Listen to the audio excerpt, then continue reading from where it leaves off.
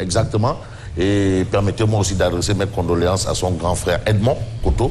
Et bien entendu, on peut lire à la une de Tribune Sport, Marie-Joseph François, à l'état civil, hein.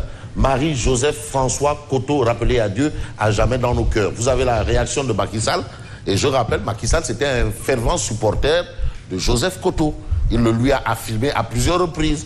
Vous avez, je suis très peiné, Maître Augustin Senghor. Alors, remercier le ministre des Sports et une grande délégation qui se sont rendus à la maison mortuaire aux premières heures, hein, aux premières heures à la maison mortuaire. Vous avez Maître Augustin Senghor qui écrit à jamais dans nos cœurs. Et puis, Matarba, un soldat est tombé. C'est ce qu'a dit Matarba. Et puis vous avez Sadio Mané. Et je rappelle que Koto a été le premier sélectionneur de Sadio Mané. Contre vents et marées. On se le rappelle très souvent. Contre vents et marées. C'est le premier qui a donné à Sadio Mané sa chance. Et aujourd'hui, c'est le Sadio Mané que vous avez. Donc il avait vu juste. C'était aussi un fait technicien et qui savait dénicher des talents. Vous avez ça à la une de Wasport. J'ai envie de m'intéresser à un autre quotidien. C'est le quotidien Record. Le Sénégal perd son bout de chou. C'était son petit nom, de par sa taille, mais très rapide. Permettez-moi aussi de rendre un vibrant hommage, d'adresser mes condoléances à un de ses amis personnels en football. Je veux parler de Tassirou Diallo, qui a été vraiment... Ils ont évolué ensemble. Tassirou Diallo, des gens de petite taille, voilà, c'était un peu ça. Le Sénégal perd son bout de chou. Et on a ça à la une de Record, qui revient sur la disparition de Joseph Koto. Parce que bon, voilà. Et vous avez... Quel journal? J'ai envie de prendre un autre journal, c'est l'As quotidien. Koto perd son dernier match. Koto perd son dernier match. Et je rappelle aussi que le dernier hommage rendu à Joseph Koto, c'était au niveau de la mairie de Dakar. C'était une cérémonie au niveau de la mairie de Dakar et c'est passé au niveau de la Sainte-TV. Koto perd son dernier match.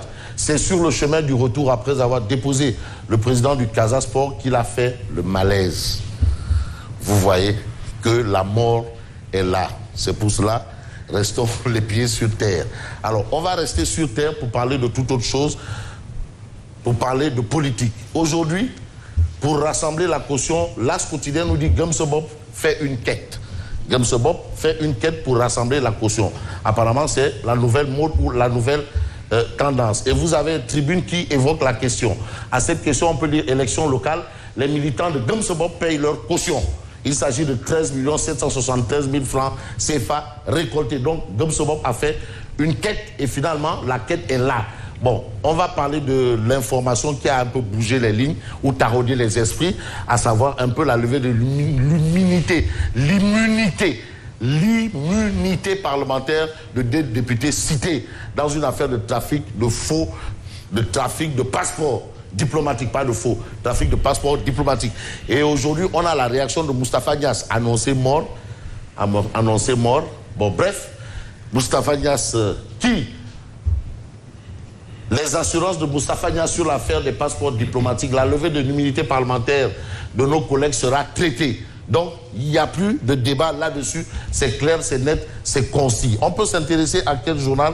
J'ai envie de prendre Walf Quotidien. Trafic de faux passeports diplomatiques. On parle de faux passeports diplomatiques. L'Assemblée livre Biaï et Sall.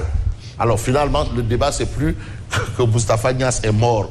Et celui qui a été rappelé à Dieu intéresse à plus d'un titre Walf Quotidien parce que c'est quelqu'un qui a servi son pays, qui a transpiré sang et eau pour son pays. Il s'agit de Joseph Koto. Le foot sénégalais perd son bout de chou. C'était ça, son bout de chou. Les larmes du monde sportif. Voilà, c'est vrai que bon, ben, peut-être beaucoup ne le connaissent pas, parce que les gens, parfois, ils ne connaissent pas, mais c'est quelqu'un qui a servi sa patrie au même titre que, on peut dire, des tirailleurs. Bon, bref. Et puis, on peut s'intéresser à quel journal? Sud Quotidien. Sud Quotidien parle de procédure de levée de l'immunité parlementaire des députés Sall et Biaï. L'Assemblée s'active lundi. Donc, à partir de lundi prochain, on saura exactement les tenants et les aboutissants de cette situation. L'autre situation, c'est laquelle? C'est la rentrée des classes 2021-2022. Oubité, Ndiangetei à géométrie variable. Donc, finalement, il n'y a pas eu un Oubité, Ndiangetei à l'unanimité. Voilà. Bon, il y a peut-être eu consensus, mais il n'y a pas eu unanimité. Donc, il y a eu peut-être plus d'écoles qui ont fait le Oubité Ndiangetei, c'est pas tout le monde. Parce que consensus ne veut pas dire unanimité. Mais le consensus, c'est déjà ça. C'est un pas. Oubité Ndiangetei à géométrie variable. Mais sans varier, nous allons nous intéresser par exemple au journal Source A. À géométrie variable, la particularité que pose Source A, c'est les frais d'inscription de la rentrée. On vous dira que les temps sont durs, la situation est carabinée économiquement parlant. On tire le diable par la queue. Il y a même certains qui vous diront qu'on n'a même pas vu la queue du diable pour la tirer. On tire le diable par la queue. Bon, et c'est peut-être à la queue leu que les enfants sont allés à l'école. À la queue leu. À la queue leu. À la queue leu. Voilà. Fixe autant, fixe, repos, tenez-vous droit. Dur pour les parents, dur pour les parents. Tiens, je vous ramène dans votre enfance là.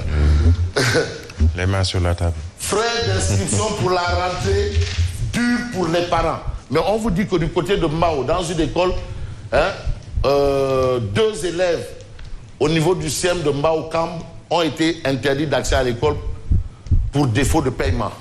2 élèves pour défaut de paiement. Donc, c'est ce qui est écrit, c'est l'information de Source A. Est-ce que c'est tout? Pourquoi? Qu'est-ce qui s'est passé? Parce que certains ont considéré que vu la situation, il faut au moins laisser les enfants aller d'abord à l'école. On sait qu'au niveau de la santé, il y a la charte du malade. On va aussi créer la charte de l'élève. La charte du malade, c'est-à-dire prenez le malade en charge et ensuite demandez-lui de l'argent. Mais ne demandez pas de l'argent avant. Bon, je crois qu'il faut créer aussi la charte de l'élève. Et peut-être Tchoux m'entendra, hein, le ministre Mamadou Talla. Et quoi qu'on dise, on a le ministre Mamadou Talla justement à la une du Témoin quotidien. Pour revenir sur quel sujet? Eh bien, du vandalisme au CM de Anne Belair.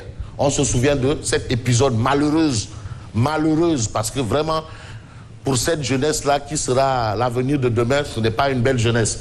Ça, c'était l'analyse des uns et des autres.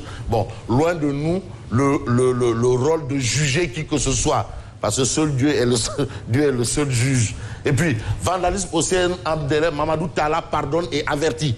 Alors ces élèves sont venus devant l'autorité et demander pardon. C'est peut-être une autre manière de ramener les gens à l'ordre. L'affaire avait enflammé les réseaux sociaux à la fin de l'année dernière scolaire, lorsque les élèves du CM de Anne Belair avaient déchiré leurs cahiers et livres, déchiré leur uniforme et saccagé leur classe. Hier, le ministre a accordé son pardon aux élèves coupables, tout en avertissant tous les élèves que l'État ne tolérera plus de tels comportements, parce que l'école, c'est une institution. Attention, l'école est une institution, parce que c'est de là-bas qu'on forge, qu'on forme les têtes, la matière grise, on transmet le savoir, et c'est le savoir d'abord, le savoir-faire, penser, réfléchir, et c'est important. Donc, dans cette importance, j'ai envie de m'intéresser à quel journal? Au journal Critique pour terminer.